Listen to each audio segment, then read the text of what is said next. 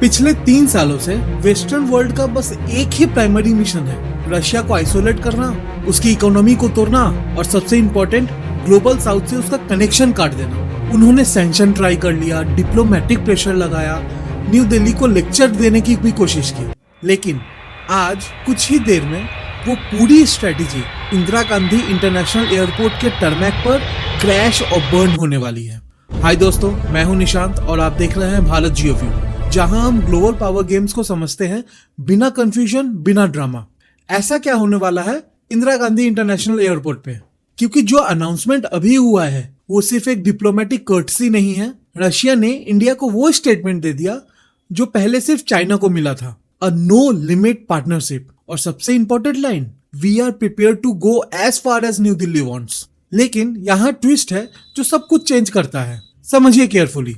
Russia China no limit partnership थी Moscow की जरूरत, और रशिया इंडिया पार्टनरशिप है मॉस्को का चॉइस। चाइना के साथ रशिया जूनियर पार्टनर बन गया है क्योंकि उसके पास ऑप्शन नहीं था। इंडिया के साथ रशिया इक्वल पार्टनर बन रहा है क्योंकि वो चाहता है। ये फंडामेंटल डिफरेंस है जो पूरी ग्लोबल चेस बोर्ड को रिशफल कर रहा है। पहले कॉन्टेक्स्ट समझते हैं।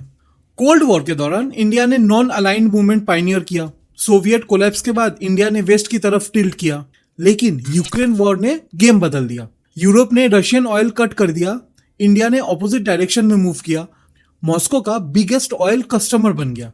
और आज जब पुतिन अपनी यूक्रेन वॉर के बाद पहली इंडिया स्टेट विजिट के लिए आ रहे हैं दिसंबर 4 और दिसंबर 5 को, उस स्ट्रेटेजी का पे ऑफ दिख रहा है। अब देखते हैं एग्जैक्टली हुआ क्या। डिमिट्री पेस्कोव, पुतिन के स्पोक्सपर्सन, ने एक ऐसा स्टेटमेंट दिया जो एक बॉम्ब की तरह ड्रॉप हुआ। रशिया चाइना के साथ जितना पार्टनरशिप डेवलप करने के लिए रेडी है, उतना ही इंडिया के साथ भी रेडी है। पर आगे की लाइन असली गेम चेंजर है। उन्होंने कहा, हम डेवलपमेंट के लिए रेडी हैं जितना इंडिया रेडी है। इसका मतलब समझिए, इंडिया लिमिट सेट कर रहा है, रशिया नहीं कह रहा है कि ये हमारी कंडीशन है। रशिया ये कह रहा है कि आपकी जो मर्जी, हम आपके साथ हैं। ये अनप्रेसिडेंटेड है। पुतिन का प्लेन जब आज आईजीआई टर्मैक पर टच करेगा, वो एक डिप्लोमेटिक अराइवल नहीं होगा, वो एक ग्लोबल सिग्नल होगा कि 21st सेंचुरी में पावर इक्वेशन फंडामेंटली शिफ्ट हो चुके हैं। अब बात करते हैं सब्सटेंस की, कि एक्चुअली टेबल पर है क्या। इंडिया ने S-400 सिस्टम पहले ही खरीद चुका है अमेरिका के थ्रेट्स के बावजूद। अब विस्पर ये आ रही है कि S-500, जो कि चाइना को भी नहीं मिला अभी तक, वो इंडिया को मिल सकता है। सुखोई 57 5th जेन फाइटर का डील प्रोग्रेस कर रहा है। BrahMos NG next generation hypersonic cruise missile, वो भी डेवलपमेंट में है। सबसे interesting, RELOS reciprocal exchange of logistic agreement. Indian navy Russian Arctic bases use कर सकती है, Russian navy Indian ocean facility use कर सकती है। लेकिन यहाँ एक सवाल उठता है, क्या रशिया इंडिया को चाइना के बराबर ट्रीट कर रहा है जेन्युइनली, या चाइना का प्रेशर है कि मॉस्को अपनी ऑप्शंस डाइवर्सिफाई करे? क्योंकि अगर रशिया ओवर डिपेंडेंट हो गया चाइना पर, तो बीजिंग उसको लिवरेज के लिए यूज करेगा। इंडिया एक परफेक्ट काउंटर बैलेंस है। इकोनॉमिक ट्रांसफॉर्मेशन, 2021 में इंडिया रशिया का ट्रेड सिर्फ $13 बिलियन का था और आज ऑलमोस्ट $70 बिलियन के आस पहुंच गया है। Target $100 billion bye 2030। लेकिन असली स्टोरी करेंसी में है। रूपी rebel trade, complete dollar bypass. कई दशकों से यूएस डॉलर ग्लोबल ट्रेड की लाइफलाइन रही है, लेकिन इंडिया और रशिया ने प्रूव कर दिया कि अल्टरनेटिव्स एग्जिस्ट करते हैं। एनर्जी सेक्टर में ट्रांसफॉर्मेशन एक्सप्लोसिव रहा है। जब यूरोप ने रशियन ऑयल एम्बार्गो लगाया, इंडियन रिफाइनरी ने अपॉर्चुनिटी कैप्चर की। वेस्टर्न मीडिया ने क्रिटिसाइज किया, इंडिया ने नेशनल इंटरेस्ट चूज किया। और अब long term contract, nuclear reactor deals, labour mobility agreement भी साइन होगा। स्किल इंडिया वर्कर रशिया में लीगली माइग्रेट कर पाएंगे। अब देखते हैं वेस्ट क्या सोच रहा है। एक अनकंफर्टेबल ट्रूथ, यूएस और यूरोप की पोजीशन में खड़े होकर सोचो। वॉशिंगटन चाहता है कि इंडिया रशिया से डिस्टेंस बनाए। ट्रंप ने टैरिफ भी लगा दिया 50% तक रशियन ऑयल परचेज का पनिशमेंट में। रिजल्ट ऑपोजिट, रशिया और इंडिया और करीब आ गए, और यूरोप एकदम फ्यूरियस है। European Union envoy Herve Delphin ने ओपनली कहा, Russia is an aggressor, India has to factor that इन। उन्होंने वार्न किया कि यूरोपियन कंट्री एक्सपेक्ट करती है कि इंडिया उसके कोर सिक्योरिटी इंटरेस्ट को हार्म नहीं करेगा। पर असली ड्रामा तो तब शुरू हुआ जब यूरोपियन इनवॉय ने इंडियन न्यूज़पेपर आर्टिकल पब्लिश किया पुतिन की विजिट से पहले, रशिया को क्रिटिसाइज करते हुए। इंडिया के farmer foreign secretary Kanwar Sibal ने इसको विक्शियस और डिप्लोमेटिक इंसल्ट कहा। एमईए भी नाराज है। European capital consistently India Russia relationship को क्रिटिसाइज कर रहे हैं। ईयू सैंक्शंस पैकेज में इंडियन एंटिटीज भी इंक्लूड हो चुकी हैं। लेकिन प्रॉब्लम क्या है? यूरोप खुद रशियन यूरेनियम फर्टिलाइजर्स इंपोर्ट कर रहा है। जर्मनी को रोजनेफ्ट सब्सिडियरी के साथ काम करने के लिए वेवर मिली है। तो यूएस के पास अब 3 ऑप्शन है। इंडिया को पनिश करो, लेकिन इसमें भी बहुत बड़ा रिस्क है। सेकेंड ऑप्शन, इंडिया को टॉलरेट करो, प्रेसिडेंट सेट हो जाएगा। या फिर थर्ड ऑप्शन, इंडिया को इंसेंटिवाइज करो। अभी यूएस ऑप्शन 2 और ऑप्शन 3 के बीच कहीं है। रुकिए, एक क्रिटिकल क्वेश्चन। अगर रशिया इंडिया के पीछे इतनी एग्रेसिवली आ रहा है तो इससे चाइना को क्या सिग्नल जाता है? यही पे गेम फैसिनेटिंग हो जाता है।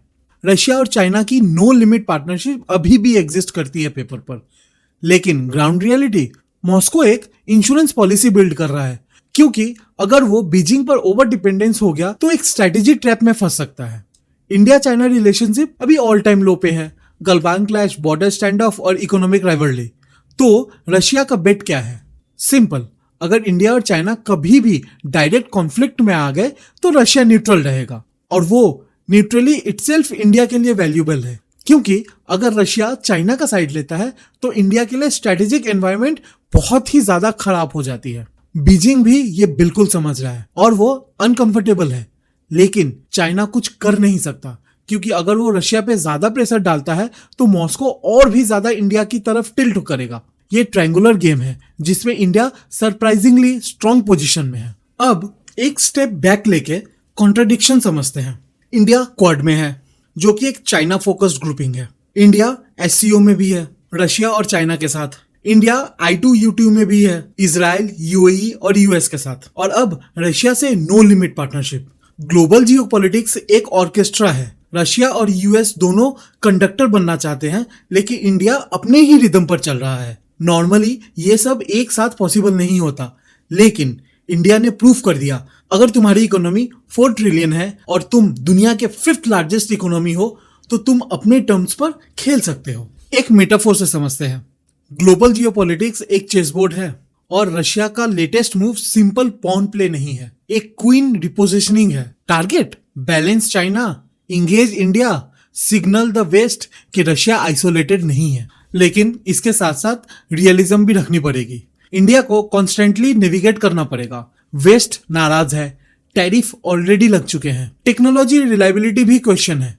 रशियन डिफेंस इक्विपमेंट स्ट्रॉन्ग है, लेकिन वेस्टर्न टेक्नोलॉजी काफी सेक्टर में ज्यादा एडवांस है। डोमेस्टिक पॉलिटिक्स में भी ऑपोजिशन क्रिटिसिज्म कर सकती है, लेकिन इन चैलेंजों के बावजूद इंडिया का कोर स्ट्रेटेजी क्लियर है। पैरामिक्टिज्म ओवर आइडियोलॉजी, नेशनल इंटरेस्ट सबसे पहले। एक पर्सनल नोट, क्योंकि ये सिर्फ जियोपॉलिटिक्स नहीं है। हमारी जनरेशन पहली बार देख रही है कि इंडिया वर्ल्ड स्टेज पर टर्म्स डिक्टेट कर रही है। रशिया ओपनली कह रहा है we will go as far as you want. ये सिर्फ फॉरेन पॉलिसी अचीवमेंट नहीं है, ये नेशनल कॉन्फिडेंस का मूवमेंट है। ये सिग्नल है कि इंडिया अब रूल टेकर नहीं, रूल मेकर बन रहा है। तो आज की ये एनालिसिस से एक लाइन अगर याद रखनी हो तो ये रखना, रशिया अब इंडिया को फॉलो करने के लिए रेडी है, और ये पहली बार हुआ है मॉडर्न हिस्ट्री में। पुतिन की विजिट सिर्फ एक बायलैटरल समिट नहीं है, ये एक डिक्लेरेशन है।